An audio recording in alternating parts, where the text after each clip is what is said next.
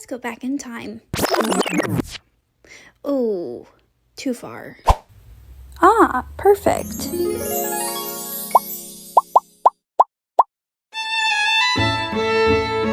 Well, back in the day, there was a woman with a supreme level of superiority. I think we all know her. Elizabeth Louise Vigée Lebrun. Well, maybe not so much, but she is important to this story. Okay, I think the real person we're all thinking about is Marie Antoinette. Now, Marie Antoinette was a very fashion-forward girlie. She was known for her dramatic and sometimes unsettling silhouettes, and she was never one to back away from the drama. But there would be one dress she wore that would become the most scandalous gown of all time. Or maybe just her time period in particular. This was the Chemise Ala reine, which, if you haven't figured out already, we're making today.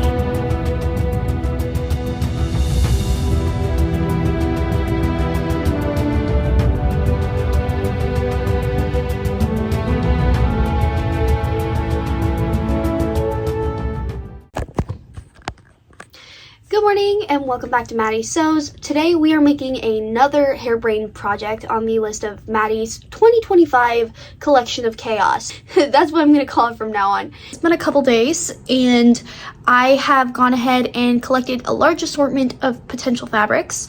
And I'm really stinking excited for this project. Hey guys! Sorry about the light. We are up in Alaska and I'm gonna go ahead and show you the fabric real quick before I go ahead and cut it out. I went ahead and just got back from Walmart and got this super fluffy, I'm so excited. This super fluffy muslin, and I got about 6 yards of that. And then the plan for the waistband, they're gonna use this lovely purple. Or I went through my fabric and found some Dupioni in this beautiful blue. And then finally, for some really fun accessories, I got home and I found my really pretty colonial hat. And then we also have, sorry, I'm going through my crap bin. We also have my umbrella or my parasol. And then, yikes, my hair's a mess. We have a fan. So I'm going to go ahead and start cutting things out, and then we will go ahead and start sewing this lovely lady together.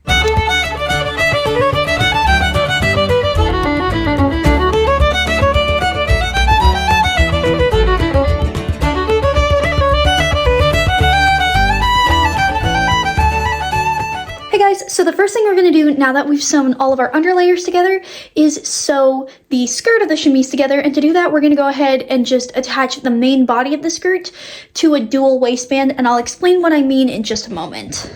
Okay guys, so the first thing we're going to do is sandwich the pieces of the skirt, which by the way, the skirt is 2 layers. So we're going to do the skirt, gather it in the middle of this panel, and both of these are waistbands. And so we're going to attach and do one straight seam here. Once we're done with that, we'll go ahead and sew another straight seam. Then add a lace ribbon and another lace ribbon. And then we will be able to have 2 ribbons that will make the dress fit perfectly.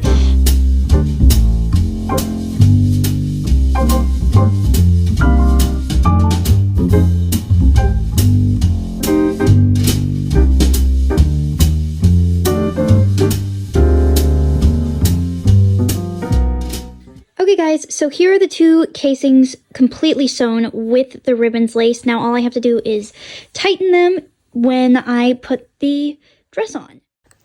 Okay guys, for the bodice we have a lining and a regular outer layer. Here's our standard bodice front, and here is the outer layer bodice, which is going to be gathered into this. So the plan is to baste around the edges here and then gather this into the front. This is a terrible representation, but hopefully okay, that got worse. But hopefully you understand what I'm meaning. So attach here, and then gather into the front. So I'm going to do a gathering stitch on the bottom and on the top, and then we will sew this together. Here's our standard back piece. We have 2 sets of these. One is the lining, one is the main body. What the plan is we're going to go ahead and sew the lining pieces together, and then we're going to sew the main body together, and then we're going to go ahead and do a finishing seam along the edges. And once we have sewn both edges together, we're going to go ahead and add a ruffle.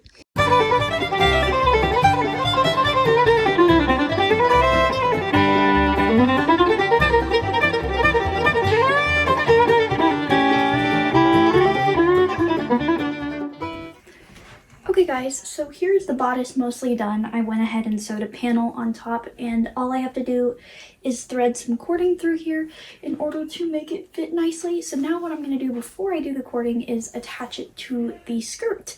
And once that's done, all we have left are the cording and the sleeves. Okay guys, so here is the bodice laid on top of the skirt, and now we're going to attach them together. Hey guys, we're going to do this video snippet in short form just because it's easier for you to see the whole effect of the dress, but I went ahead and adjusted her inside to fit me right. Here's what she looks like attached, and now what we're going to do is go ahead and work on the sleeves. So the sleeves should be fairly simple. They're just a very poofy sleeve, and we're going to have adjusters in two spots. One about mid-forearm, one about here. And then once that's done, we will attach them, and then finally we will go ahead and sew hooks and eyes on the back.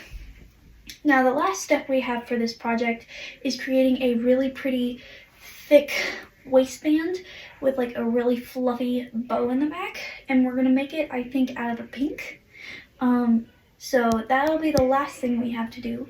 But once that's all said and done, she will be completely finished. So anyway, I'll meet you back in a little bit.